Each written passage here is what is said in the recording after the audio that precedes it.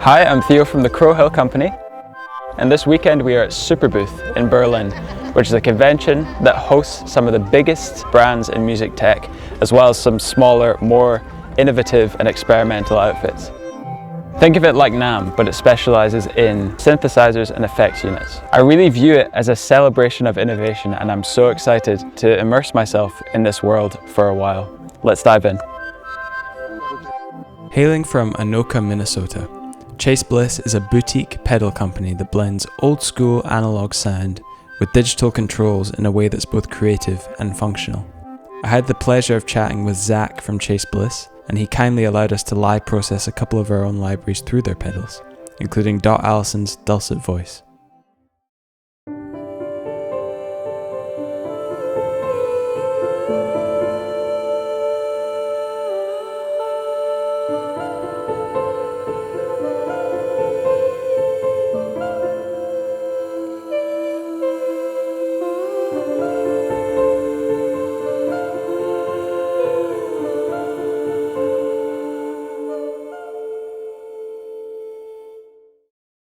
Hello, this is Zack from Chase Bliss. They make some really beautiful pedals, and they've been releasing for how long? A lot of these ones are new. We've been around for about 12 years now. 12 years? Yeah. Amount of time. Yeah, for sure. And what's your newest pedal that you've released? Our newest one here on this board is Clean, our stereo compressor.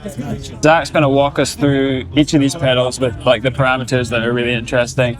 And I'm going to play Dulcet Voice, which is our library featuring Dot Allison. And then I'm going to use Venom, which is our brand new library by Synths of Russia. So this is Goodhart's Lossy. It's an MP3 degradation pedal. It's a lo-fi pedal, kind of in a similar vein to Generation Loss, but where Generation Loss is dealing with tape and like the destruction of tape, this is dealing with digital recording and the destruction of digital recording. So our speed and loss knobs change the quality of the effect, so you can get no MP3 degradation with loss all the way down, but as I bring it up, you'll start to hear the sound of it here. Okay, I'll do a demo.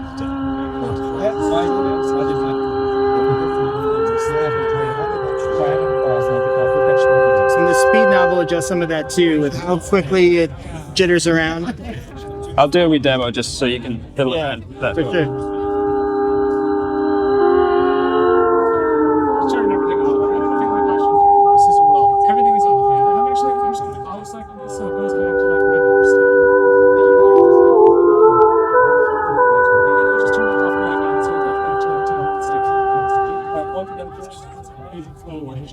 So if I were to turn loss all the way down and then turn filter all the way up and you were to play a bit, you can adjust the bandwidth. It's a bandpass filter. And I can change the slope of that to be slightly more resonant. Like have a very steep cutoff. We almost can't even tell that it's a voice anymore. We have reverb that I can add to it. And this can either be pre or post all the lossy stuff, the filter and the loss controls. Right now we have it pre, so any reverb that's happening is then getting processed and degraded. And then down here we have our package control. So in the middle there's nothing that happens with the packets, the digital packets. Yeah. But on the right we get packet loss. Right. Yeah. And you can hear these dropouts happening based on the speed knob.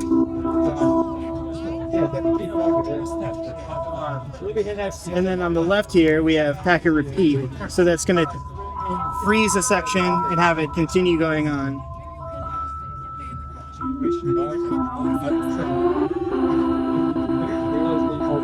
It's almost like a stutter effect. I love the dropouts. Yeah. And then on the left here, we just have a freeze, but instead of it being the like onwards freeze control, where it's sampling a chunk of audio and playing that back, this is actually doing what we call spectral freeze. So it's taking whatever you put in and analyzing all of the EQ of that range, and then giving that back to you in varying chunks.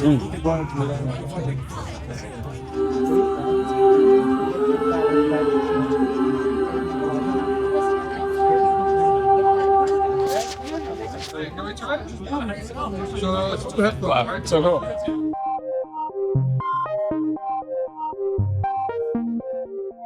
I stumbled upon Vongon just before we left for Berlin and was amazed by their distinct, effortless aesthetic. I was equally amazed that it's headed up by just a husband and wife team based in Oakland, California. Ryan McGill walked us through their beautiful 6-voice polyphonic Vongon replay synthesizer and a chain of 3 of their boutique effects pedals. So you're Ryan from Vongon? Yes, Ryan from Vongon. We're based in Northern California. Vongon is me and my wife, Katie. Yeah. She's running around here somewhere at the moment. It's just us two. We make all of our pedals in our house, and our synthesizer is made by a manufacturer local in California. It seems quite vintage inspired. It's kind of retro aesthetic. I was wondering what the inspirations were for the design itself. Yeah, totally. We looked to a lot of designs of like the mid-century and like mid-century modern era as like influences. My wife Katie has experience in doing interior design. So we kind of collaborate together about how the products will look and feel together that way. I handle more of the sound design and the technical components, stuff like that. Can we walk through some of the sounds? Yeah, sure. So right now, let's see, we've got a sawtooth wave going, and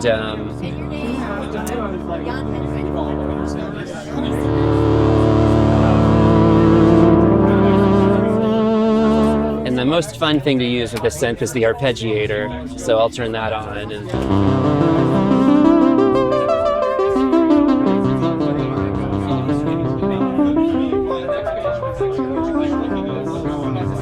The filter is modeled after a Moog ladder filter. Supposed to be just nice and warm and what you would expect from a synthesizer from like that era kind of thing. Yeah. It's a noise generator as well. And you can use the noise with the resonant filter to kind of get resonant noise peaks.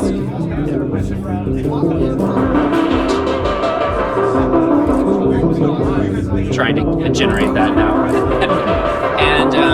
And there's also a square wave oscillator, and we can use the pulse width modulation to kind of modulate that square wave and create like some like chorusing type sounds like that.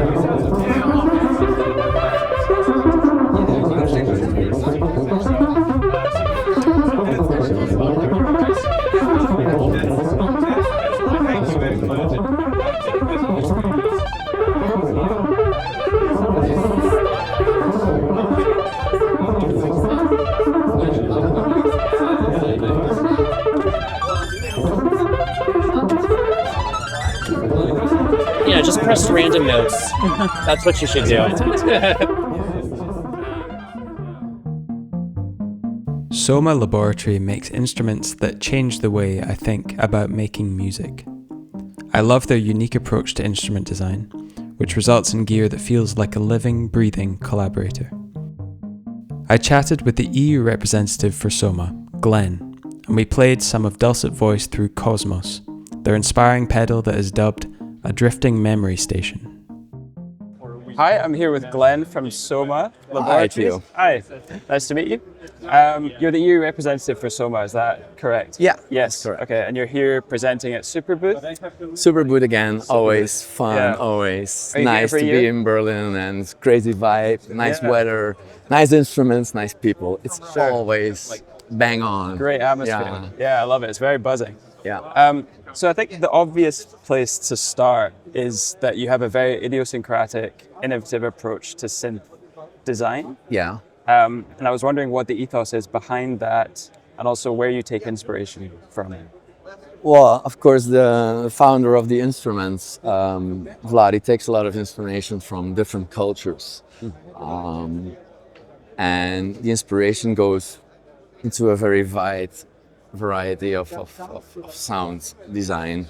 So from Divina to string instrument, which looks a little bit odd. So we try to reach people on a different approach than the traditional synthesizer way of running a strict oscillator to filter, to mixer, to VCA structure. So I think each of our instruments have that little off the hook value, which makes it interesting and attractive to play. And spending hours on an instrument than like just turning it on and say like, okay, you're gonna do this. You have to do it by yourself with Soma gear. So it's from a musician spectrum point of view, it's more interesting. It's more, it triggers me more. So, All right. Glenn, this is Cosmos. I was wondering if you could walk us through exactly what this pedal does. Yeah, so we're lucky to see this new enclosure. It's a limited edition rusted one. So all the leathers have been, it looks like it's been degraded in some way. Yeah. But it's really nice looking thing. So yeah, everybody knows it's a drifting memory station. There's a looped firmware, pitched loop firmware inside. So which means if I record anything Theo will play, I will be able to record it in a rhythmic way. Sure. So yeah. So if I record something. So I record something. I'm on the short delay time. Here I have already input from Theo, and with this firmware, the drive knob gets a new mode, actually, a new function, because it's not a drive. It's a rhythmic and pitched one. So yeah, reversing, erasing, reversing, low pass filter, high pass filter. You can select the way how you want the filters to react. So you have like 3 different filter types in there. Erase the content is pretty easy. So you have like a dual delay, a 4-tap delay, a giant reverb, and a granular processor. So maybe it's nice to demonstrate the granular processor. Of course. So I record now. So on a very short granular time, like this. And then you should be able to hear this. So I can go into my grains, take my grain position.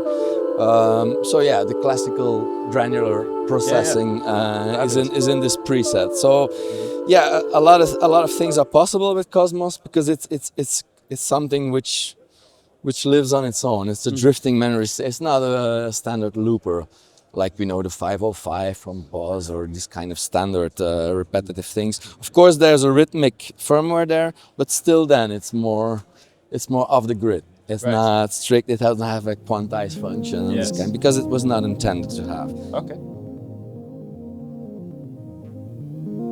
So that was Superbooth. We all had such an amazing time here in Berlin. Big thanks to Zack from Chase Bliss for walking through his amazing creative pedals.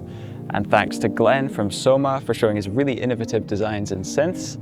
And thanks to Ryan from Vongon for such an amazing little synth that I've really fallen in love with.